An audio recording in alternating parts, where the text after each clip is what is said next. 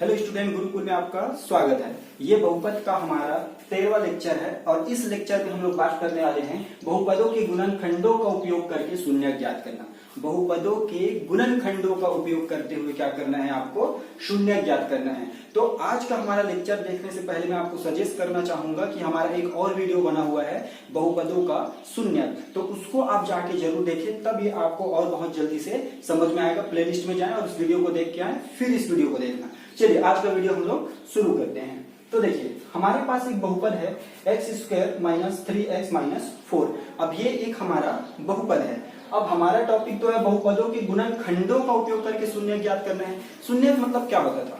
चर राशि का वह मान जो उस पूरे बहुपद के मान को क्या कर दे, शून्य कर दे, है ना। कोई भी चर आया हो इसमें, जैसे कि चर क्या है, x है, तो x का कोई ऐसा मान जो इस पूरे बहुपद के मान को क्या कर दे, शून्य कर दे, वही शून्य कहलाता है। ओके, तो अब हम लोग देखते हैं कि इसका गुणनखंड का प्रयोग करके हम लोग कैसे शून्य ज्ञात करेंगे वो। तो हम क्या करते हैं, ये मेरा क्या है, एक बहुपद है। अब इसको मेरे को शून्य ज्ञात करना है, मतलब x का एक ऐसा मान ज्ञात करना है जो इस बहुपद के मान को क्या कर दे, शून्य कर दे। इसलिए हम इसको बराबर में क्या ले लिए हैं, शून्य ले लिए हैं। अब इसके पहले के लेक्चर में गुणनखंड कैसे करते हैं वो मैं बता चुका हूं, इसलिए मैं डायरेक्ट लिख दिया हूं। इसका जब आप गुणनखंड करेंगे तो इतना आएगा, x - 4 x + 1। तो गुणनखंड करने के बाद इतना आया। अब इसके बाद क्या करना है, देखिए पूरा के बराबर में क्या है, 0। तो मैं इसको क्या करता हूँ, अलग अलग जो है मैं इसको ले लेता हूँ। एक बार इतना इक्वल टू 0, एक बार इतना इक्वल टू 0। यस, तो देखिए पहले बार में मैं क्या बोल रहा हूँ, x - 4 इक्वल टू 0 बराबर 0 लेके चल रहा हूं। तो यही से क्या होगा, देखिए चलिए एक बार और मैं ब्रैकेट ओपन करके, x - 4 बराबर कितना है, 0। तो 4 जो है किसमें है, माइनस में है, तो उधर जाके क्या हो जाएगा, प्लस में। तो x बराबर क्या हो गया, 4। इसी प्रकार हमारा दूसरा वाला भी पार्ट है, इस पार्ट के बराबर में भी आप क्या करिए, 0 ले लीजिए। तो x + 1 इक्वल टू क्या हो गया, 0।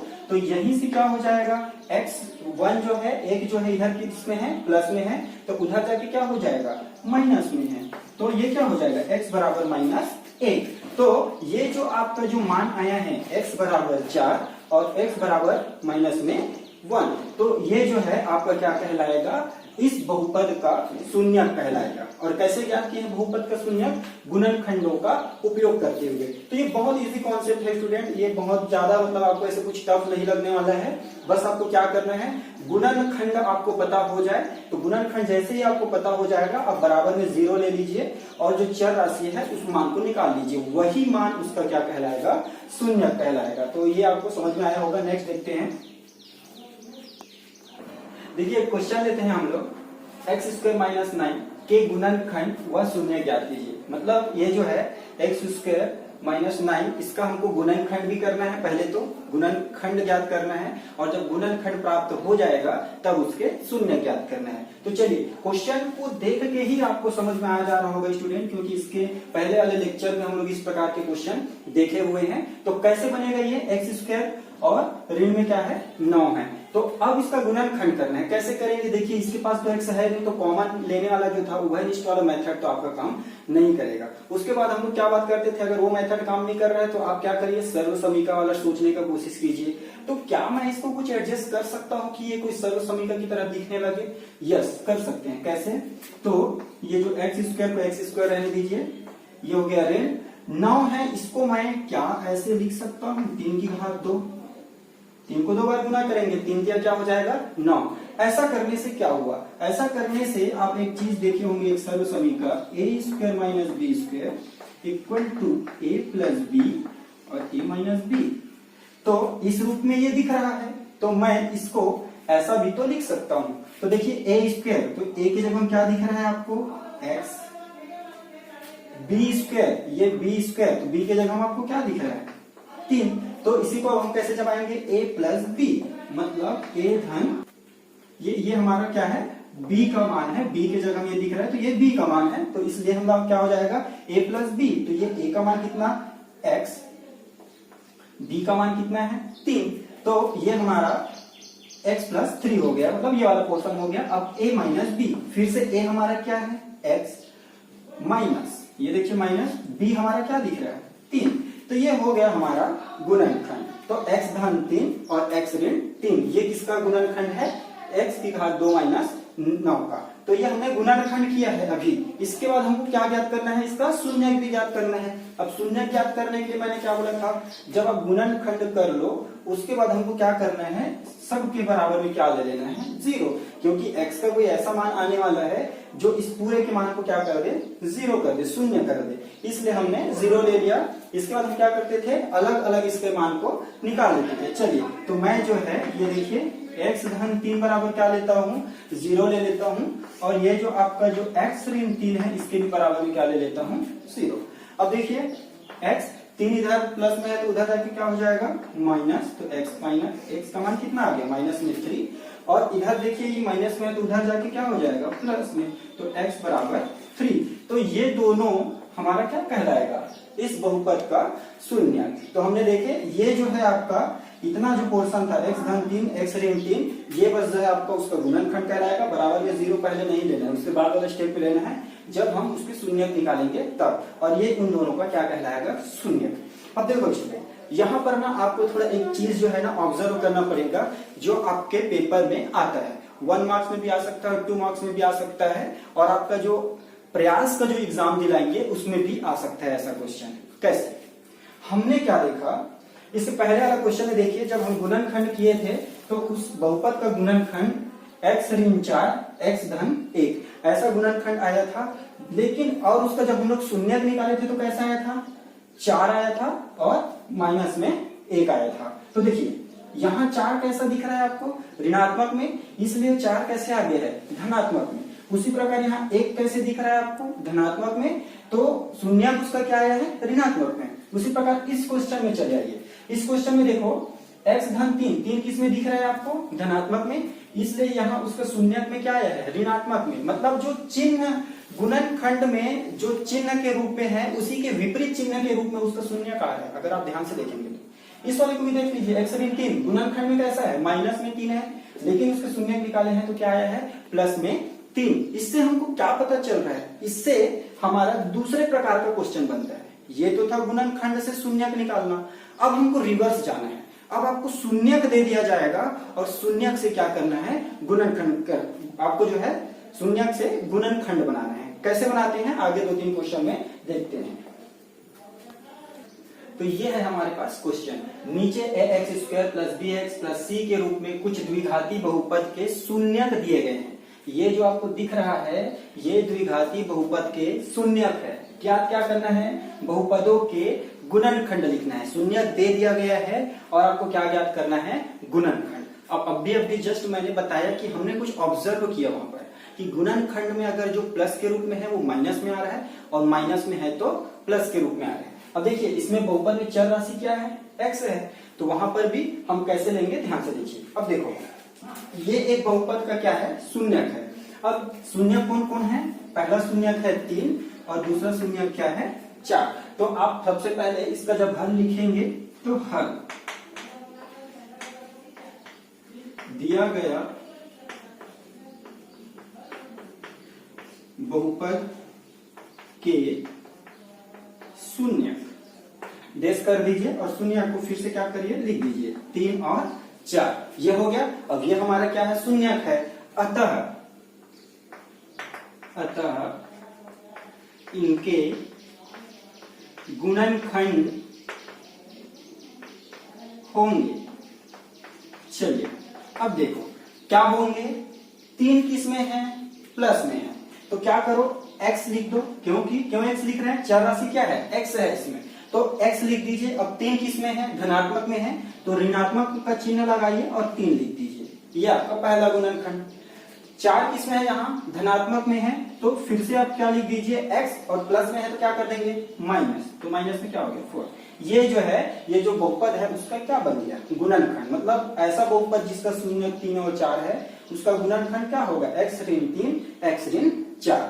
चलिए दूसरा क्वेश्चन में थोड़ा सा चेंजेस है। अब देखिए ये दोनों में प्लस था, अब यहाँ पर देखिए दोनों माइनस वाला है। मैं जानबूझ के ऐसे क्वेश्चन लिया हूँ जिसमें सब वैरायटी का सॉल्व हो जाए, कवर हो जाए। चलिए फिर से ये थ्योरी लिख देंगे, हल में दिए गए बहुपद का जो है शून्यक ये है करके, तब इनके गुणनखंड होंगे। क्या होंगे? सबसे पहले तो आप लिख दीजिए x। अब 2 किस में है? माइनस में, तो अब हम क्या लगाएंगे? प्लस, और क्या लिख देंगे? 2।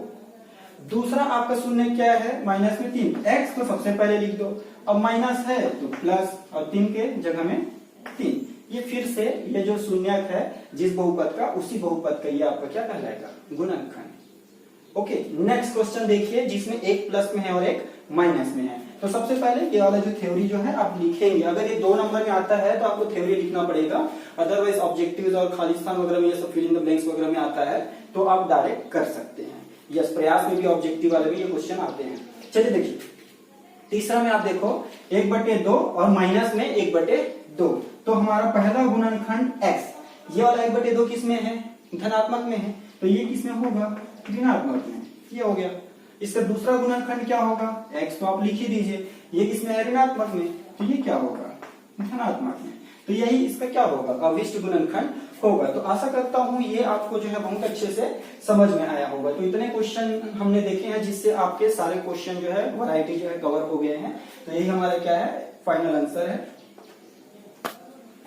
अब हम लोग इसी में देख रहे हैं बहुपद के गुणांक व उसके शून्यक में संबंध। तो बहुपदों के गुणांक क्या होते हैं ये मैं पहले के लेक्चर में बता चुका हूं, है ना, और उसके शून्यक में क्या संबंध है, आपस में इन दोनों में ऐसा क्या संबंध है उसके बारे में हम लोग बात करेंगे। तो हमारे जो गणितज्ञ लोग हैं उन लोग जो है आपके बहुपद के जो गुणांक है और उसके शून्यक में कुछ संबंध पाया, और फिर उन लोगों ने क्या किया, जो संबंध निकाला उसके बारे में हम लोग जो है बात करते हैं। जैसे कि हम लोग मान के चल देते हैं कि माना हमारे पास एक बहुपद है ax² + bx + c, और इसके शून्य क्या क्या हैं?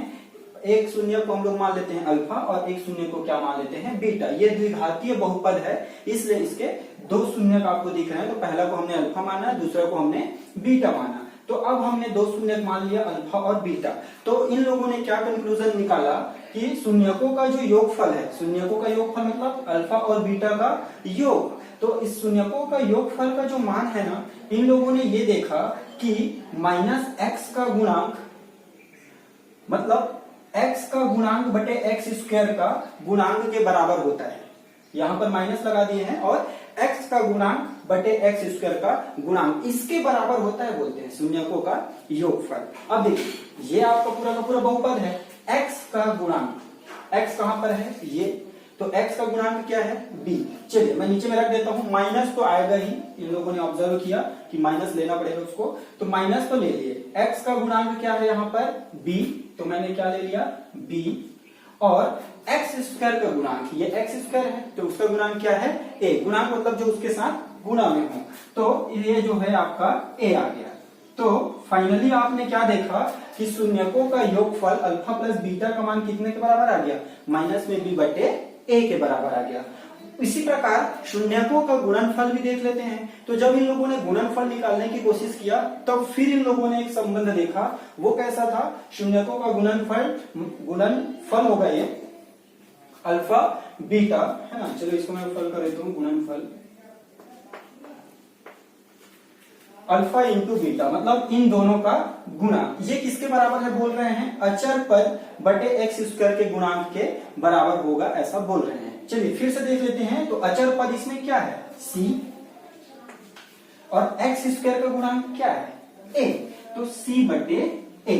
तो आपको क्या करना है, ये वाला जो फॉर्मूला है दिस वन, है ना, ये आपको याद रखना है कि माइनस में b/a क्या?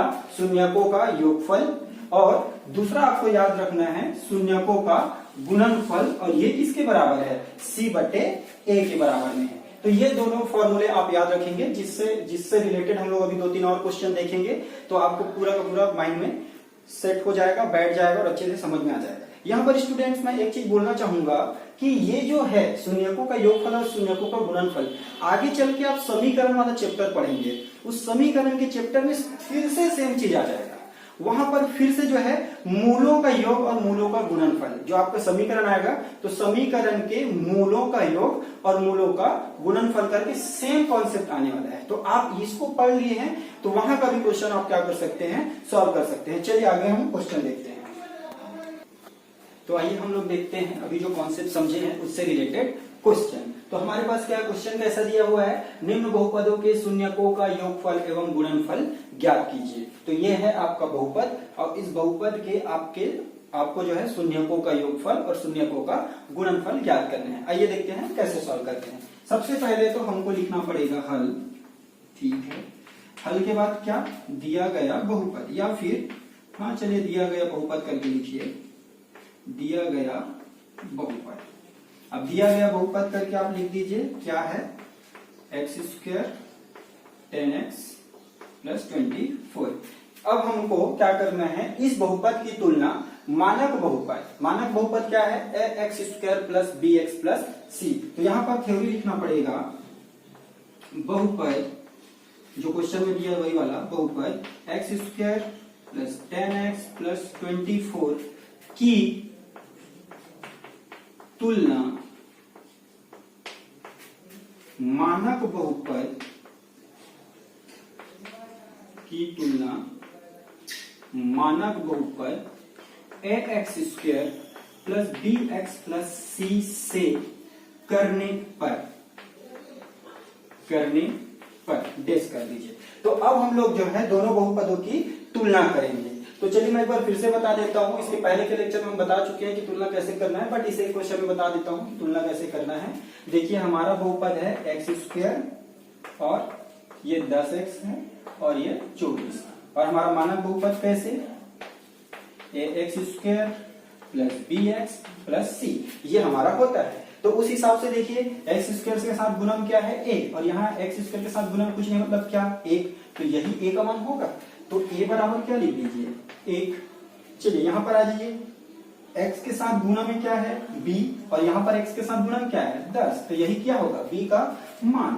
तो b बराबर क्या आ जाएगा आपका 10, और ये देखिए c के जगह आपको क्या दिख रहा है 24, तो c बराबर 24। तो सबसे पहले आपको क्या करना है, मानक बहुपद से तुलना करके ए बी सी का आपको मान निकालना पड़ेगा, क्योंकि आगे हमारा सूत्र जो है यूज होगा, उसमें ये सब आता है। चलिए तो अब तो ये हो गया।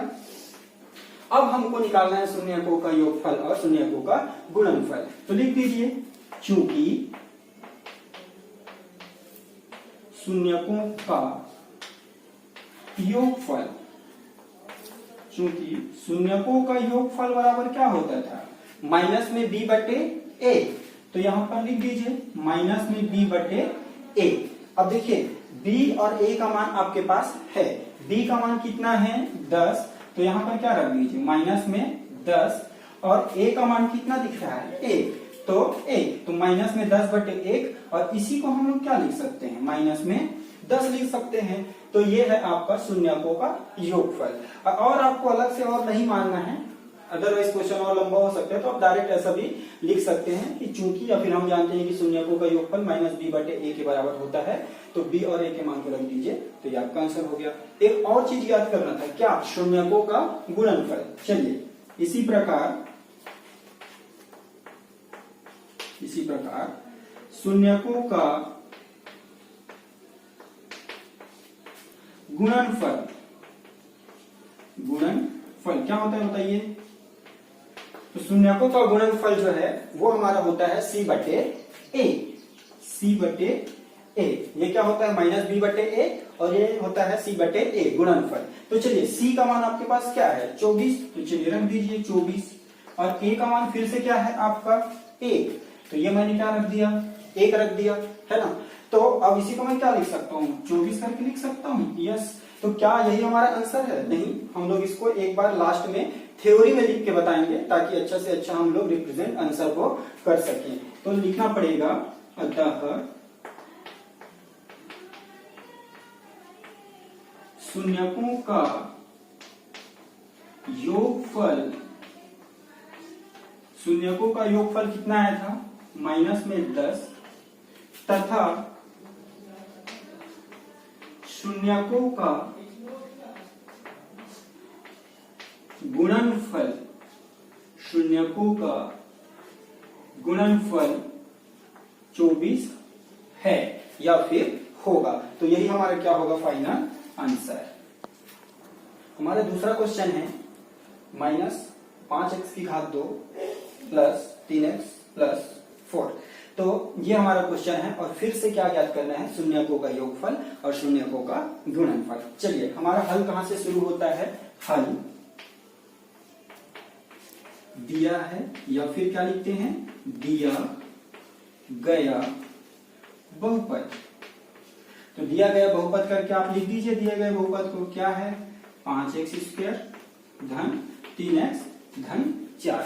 इसके बाद क्या करना है हमको एक लाइन का एक थ्योरी लिखना है। क्या लिखना है, बहुपद -5x² प्लस 3x प्लस 4 का या की तुलना मानक बहुपद ax² plus bx plus c से करने पर। तो आप जो है इस बहुपद की तुलना ax² plus bx plus c से करेंगे। तो कैसे करेंगे फिर से बताना पड़ेगा, चलिए यहीं पर लिख के मैं बता देता हूं। ये देखिए ax² plus bx plus c, देखो x² तो x² के साथ यहाँ a है, तो यहाँ पर आपको क्या दिख रहा है माइनस में 5, तो a बराबर आपका क्या आ गया माइनस में 5। x के साथ गुना में है वो b है, तो यहाँ आपको क्या दिख रहा है x के साथ गुना में 3, तो b बराबर क्या हो गया जी 3, और c की जगह आपको क्या दिख रहा है 4, तो c बराबर 4। तो इसको आपको ऐसे नहीं लिखना है, आप क्योंकि थ्योरी में बता चुके हैं। तो a b और c का मान जो है आपके पास आ गया है। तो अब जब ये मान आ जाएगा a b c का, तब हम लोग क्या बोलेंगे, क्योंकि शून्यकों का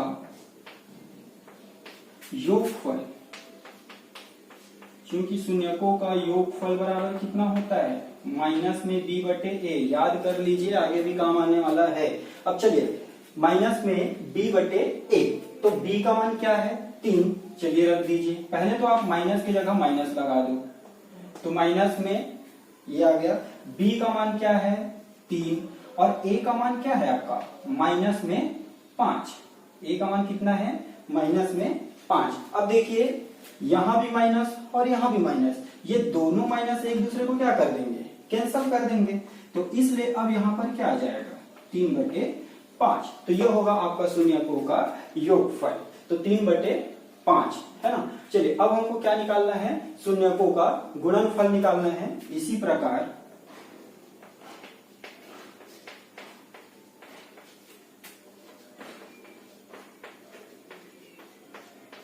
शून्यकों का गुणनफल, शून्यकों का गुणनफल कितना होता है c बटे a। अब c का मान कितना है आपका 4 है, तो चलिए मैंने क्या रख दिया 4, और a का मान कितना है माइनस में 5, तो ये आपका माइनस में 5। तो ये जो आप माइनस यहाँ पर लिख रहे हैं वही माइनस कहां पर लिख सकते हैं हम लोग, सामने में ऐसे ऊपर में लिख सकते हैं। तो कुल मिला के माइनस में 4/5। यस, तो क्या यही आंसर है, नहीं। इसके बाद हम लोग क्या लिखते हैं, अतः, इसके नीचे में लिखना रहेगा, मैं यहां लिख दे रहा हूं, अतः शून्यकों का योगफल, अतः शून्यकों का योगफल कितना आया था 3/5, तथा शून्यकों का गुणनफल कितना है माइनस में 4/5 है। तो ये आपका क्वेश्चन यहाँ पर क्या होता है कंप्लीट होता है। तो आपको यही पैटर्न अप्लाई करना है, दिया गया बहुपद करके लिखिए, दिए गए बहुपद की तुलना मानक बहुपद से करिए, एबीसी के मान को निकालिए, और आपका जो फॉर्मूला होता है उस फॉर्मूला को लिखिए, फॉर्मूला में मान रखिए। उसके बाद लास्ट में फिर से अतः बहुपदों का योगफल और बहुपदों का शून्य करके फिर से लिखना है। तो ये आपका फाइनल आंसर। तीसरा क्वेश्चन हमारे पास है 4x⁴ धन 4 वर्गमूल 3x धन 3। इसमें भी वही करना है, बहुपदों का योगफल और बहुपदों के शून्यकों का योगफल और शून्यकों का गुणनफल आपको ज्ञात करना है। फिर से हमारा तरीका क्या होता है, जो स्टैंडर्ड पैटर्न हम बता रहे हैं जिसमें अच्छा से अच्छा आपको नंबर मिल सकते हैं। हल दिया गया बहुपद, तो लिख दीजिए दिया गया बहुपद। अब दिया गया बहुपद को लिख दो 4x⁴ धन 4 वर्गमूल 3x धन 3। इसके बाद हम लोग एक थ्योरी लिखते थे, क्या लिखते थे, दिए गए बहुपद की तुलना या फिर इस बहुपद की तुलना मानक बहुपद ax² plus bx plus c से करने पर। तो चलिए मैं फिर से वो बहुपद को लिख देता हूँ, मानक बहुपद को। ये आपको नहीं लिखना है, समझाने के लिए मैं लिख रहा हूँ ax² plus bx plus c। चलिए देखिए एक्स स्क्वायर। एक्स स्क्वायर के साथ क्या है a, इसके साथ एक्स स्क्वायर के गुणांक क्या है 4, तो a का मान कितना आ गया आपका 4। x के साथ क्या है b, और इसमें x का गुणांक क्या है 4 वर्गमूल 3, और c की जगह हम आपको क्या दिख रहा है 3, तो c का मान क्या हो जाएगा 3। इसको मिटा दीजिए, ये तो आपको समझने के लिए बताया गया है। ओके, इसके बाद क्या करते हैं, फॉर्मूला लगाएंगे और फॉर्मूला में मान को हम लोग रखेंगे। चलिए, अतः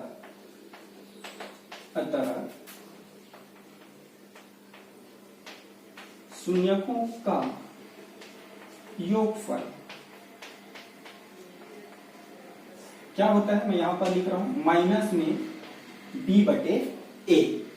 तो चलिए मान को रख देते हैं, ये माइनस का माइनस, b का मान कितना है 4 वर्गमूल 3, तो ये हो गया आपका 4 वर्गमूल 3, और a का मान कितना है 4, ये 4, ये वाला 4 और ये वाला 4 क्या हो गया कैंसल आउट, तो क्या बचा माइनस में वर्गमूल 3। तो यही क्या है शून्यकों का योगफल।